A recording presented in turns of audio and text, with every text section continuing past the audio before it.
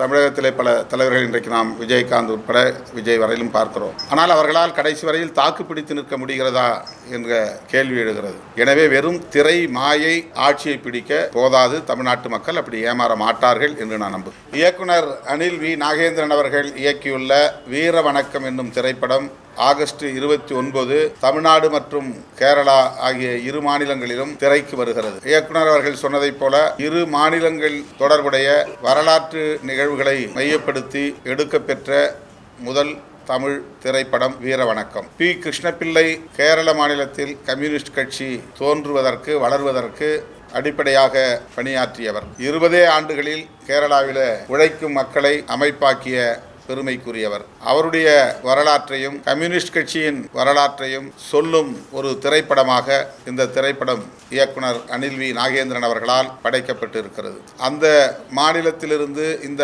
மாநிலத்திற்கு வந்து அவர்கள் வாழ்ந்த காலத்தில் 2 மாநிலங்களிலும் முற்போக்கு சிந்தனையாளர்களை வளர்ப்பதற்கு அவர் அரும்பாடுபட்டிருக்கிறார். சமுத்திரக்கனி, பரத், ரித்தேஷ் ஆகிய 3 ஹீரோக்கள் இந்த படத்தில் குறிப்பிடத்தக்க கதாபாத்திரங்களை ஏற்று நடித்திருக்கிறார்கள். சுரபிலட்சுமியும் நடித்திருக்கிறார்.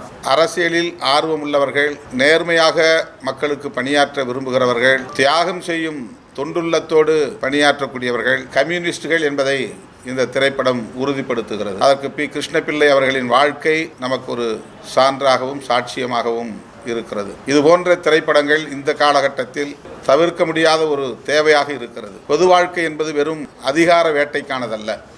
அரசியல் என்பது சொகுசான சுகமான வாழ்க்கைக்கானதல்ல. அடித்தட்டிலே உழலக்கூடிய மக்களின் வாழ்வுரிமைகளை மீட்பதற்கும் வாழ்வாதாரங்களை பாதுகாப்பதற்கும் போராட வேண்டும், முழுமையாக அர்ப்பணிக்க வேண்டும், மக்களோடு மக்களாக இருந்து அவர்களை அரசியல் படுத்த வேண்டும், ஆதிக்க சக்திகளையும் அதிகார வர்க்கத்தினரையும் எதிர்த்து துணிந்து களமாட வேண்டும். அதுதான் உண்மையான பொது வாழ்க்கை, அரசியல் தொண்டு.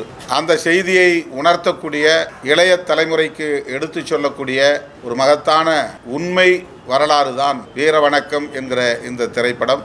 இதனை விடுதலை சிறுத்தைகள் உள்ளிட்ட அனைத்து ஜனநாயக சக்திகளும் வரவேற்க வேண்டும். இதனை வெற்றி பெறச் செய்ய வேண்டும். வணிக ரீதியாக வெற்றி பெறச் செய்ய வேண்டும் என்று சொல்லவில்லை. இதனை கருத்தியல் ரீதியாக வெற்றி பெறச் செய்ய வேண்டும்.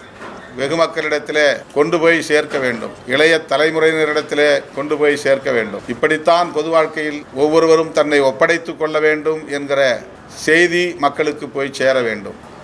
மலையாள சினிமா அரசியல் சமூக கருத்துக்கள் அவங்களுடைய படமாக நாராயணகுரு படமாக பெரிய முக்கிய அம்பேத்கர் வச்சார். தமிழ் சினிமாவில் அயோத்தியில் ஒரு ரெட்டமணி சினிமா சொல்லுவோம், விஷுவல் கூட இது வரைக்கும் இல்லை. அதுமாதிரி உங்கள் வாழ்க்கையில் கூட சினிமா இருக்குமா? இப்போ கூட பாமக தலைவர் வச்சார், அந்த மாதிரிலாம் வருமா? உங்கள் வாழ்க்கையை சினிமா எடுத்து இப்போ கூட பயன்படுத்திக்கிறீங்களா? அது யோசிச்சுட்டு இருக்குது. ஒரு நல்ல ஆலோசனை. திரைப்பட துறையில் உள்ளவர்களுக்கு நீங்கள் இந்த ஆலோசனையை வழங்கியிருப்பதாக நான் எடுத்துக்கொள்கிறேன். விடுதலை சிறுத்தைகள் கட்சியும் அதை பற்றி சிந்திக்கவும் கடமைப்பட்டிருக்கிறது. வாய்ப்பிருந்தால் விடுதலை சிறுத்தைகள் அதுபோன்ற மகத்தான ஆளுமைகளின் வாழ்க்கையை குறும்படமாகவோ திரைப்படமாகவோ எடுக்க முயற்சிப்போம். உங்கள் வாழ்க்கை சினிமாவாக எடுத்தா, உங்களோட ஆரம்ப கால வாழ்க்கை போராட்டங்கள் நீங்கள் கலந்தது எல்லாம் யாரை ஹீரோ வச்சு எடுத்தால் நல்லா இருக்குமே? அவரை தான் எடுக்கலாம்.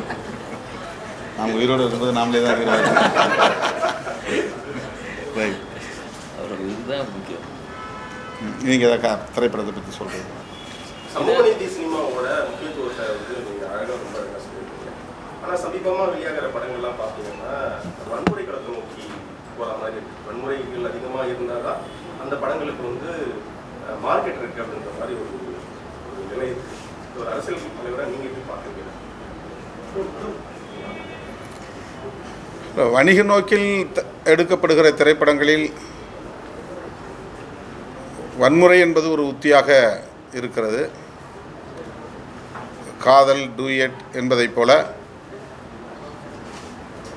வயலன்ஸ், பெரிய அளவில் கதாநாயகன் வில்லன்களோடு மோதுகிற காட்சிகள், இரத்த களரிகள், இவையெல்லாம் இளைஞர்களை ஈர்க்கும் என்கிற அடிப்படையில் வலிந்து திணிக்கப்படுவதாக நான் பார்க்கிறேன். அப்படி மக்கள் எதிர்பார்க்கிறார்கள் என்று சொல்ல முடியாது. இது திரைப்படத்துறையில் இருப்பவர்கள் மக்கள் மீது திணிப்பதாகத்தான் நான் உணர்கிறேனே தவிர மக்களுடைய எதிர்பார்ப்பது அல்ல. இப்போ வீரவணக்கம் போராட்டங்களை, அடக்குமுறைகளை காட்சியாக்கி இருக்கிறார்கள். அதிலும் வன்முறை இருக்கிறது. ஆனால் அது வணிந்து திணிக்கப்பட்டதல்ல, நடந்தது, வரலாற்றில் நிகழ்ந்தவை. அதை காட்டுவதற்காகத்தான் அந்த காட்சிகள் இருக்கின்றன. ஆகவே இதுபோன்ற காட்சிகள் நடந்தவை, இனி நடக்கக்கூடாது என்கிற அடிப்படையில் திரைப்படங்களில் காட்சிப்படுத்துவது வரவேற்கக்கூடியவை. வணிக நோக்கில் திணிக்கப்படுகிற வன்முறைகள் ஏற்புடையதல்ல. இந்தியாவில் எத்தனையோ மாநிலம் இருந்தாலும் தமிழ்நாட்டில் சினிமாவில் அரசியல் 67லேருந்து 50 வருஷமாக சினிமா காரங்க தான் சிஎம் இருந்தாங்க. ஒரு 10 வருஷமாக தான் சினிமா இல்லாத வருங்காலத்தில் சினிமாக்காரங்க தான் சிஎம்மாக இருப்பாங்களா, எதிர்கட்சியாக இருப்பாங்களா? உங்களோட கருத்து என்ன? திரை கவர்ச்சி இன்னும் தமிழ்நாட்டில் இருக்காங்க.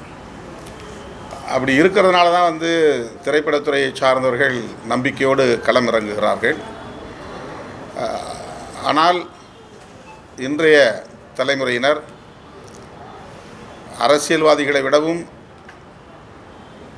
அரசியல் விழிப்புணர்வு பெற்றவர்களாக இருக்கிறார்கள் என்பதை நாம் கணக்கிலே கொள்ள வேண்டும், கருத்திலே கொள்ள வேண்டும். 40 ஆண்டுகள் 50 ஆண்டுகள் அரசியல் களத்தில் பணியாற்றக்கூடியவர்களின்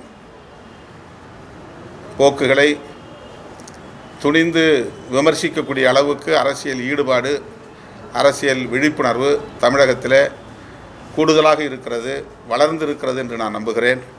எனவே வெறும் திரை மாயை ஆட்சியை பிடிக்க போதாது. தமிழ்நாட்டு மக்கள் அப்படி ஏமாற மாட்டார்கள் என்று நான் நம்புகிறேன்.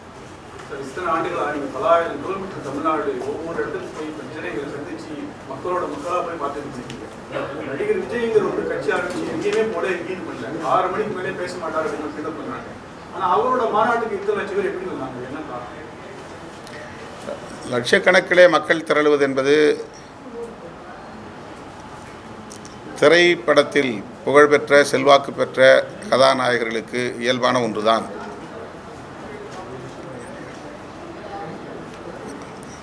ஆந்திராவிலே சிரஞ்சீவி, பவன் கல்யாண், அதைப்போல தமிழகத்திலே பல தலைவர்கள் இன்றைக்கு நாம் விஜயகாந்த் உட்பட விஜய் வரையிலும் பார்க்கிறோம். ஆனால் அவர்களால் கடைசி வரையில் தாக்கு பிடித்து நிற்க முடிகிறதா என்ற கேள்வி எழுகிறது. ரசிக பட்டாளம் என்பது வேறு, அரசியல் விழிப்புணர்வு பெற்ற களப்பணியாளர்கள் என்பது வேறு. சில லட்சம் பேர் போதாது ஆட்சியை கைப்பற்றுவதற்கு. 5 லட்சத்திலிருந்து 10 லட்சம் பேர் ஒரு இடத்திலே திரண்டால் உங்களுக்கு பிரமிப்பை உருவாக்கும். ஆனால் அது ஆட்சிக்கு பயன்படாது. அதை வைத்து நாம் ஆட்சி மாற்றமே நிகழ்ந்துவிடும் என்று சொல்ல முடியாது. கட்சி தொடங்கி இத்தனை ஆண்டுகள் கடந்த நிலையில் 2 மாநில மாநாடுகளை நடத்தியிருக்கிறார்கள். 1வது மாநாடு 2வது மாநாடு என்று தான் அதற்கு பெயர் சூட்ட முடிந்ததை தவிர கருத்தியல் சார்ந்து அந்த மாநாட்டுக்கு பெயர் சூட்ட முடியவில்லை. அதில் ஒரு ஐடியாலஜிக்கல் கான்செப்ட் இல்லை. இப்போ நாங்கள் மாநாடு நடத்துகிறோம்னா வெல்லும் ஜனநாயகம் மாநாடு, அதில் ஒரு கான்செப்ட் இருக்குது. தேசம் காப்போம் மாநாடு, அதில் ஒரு கான்செப்ட் இருக்குது. மது ஒழிப்பு மாநாடு, அதில் ஒரு கருத்தியல் இருக்குது. அரசமைப்பு சட்டத்தை காப்போம் அப்படின்னு ஒரு பெயர் சொல்லி அதில் ஒரு மாநாடு போடுறோம். அந்த மாதிரி மாநாட்டுக்கு 1வது மாநாடு 2வது மாநாடு 3வது மாநாடு போடுறாங்கனாலே ஐடியாலஜிக்கலாக அவங்களால பொருத்தி பார்க்க முடியல. இந்த கான்ஃபரன்ஸ் ஃபார் வாட் பர்பஸ், இந்த ஐடியாலஜிக்கல் பொருத்தப்பாடுங்கிறது இல்லை. அதில் 3 மணி நேரமோ 4 மணி நேரமோ நிகழ்ச்சி நடந்தது. வெறும் கூச்சல், வெற்று சவடால்கள், விஜய் மாநாடு என்று தான் சொல்ல வேண்டிய நிலை இருக்கிறது.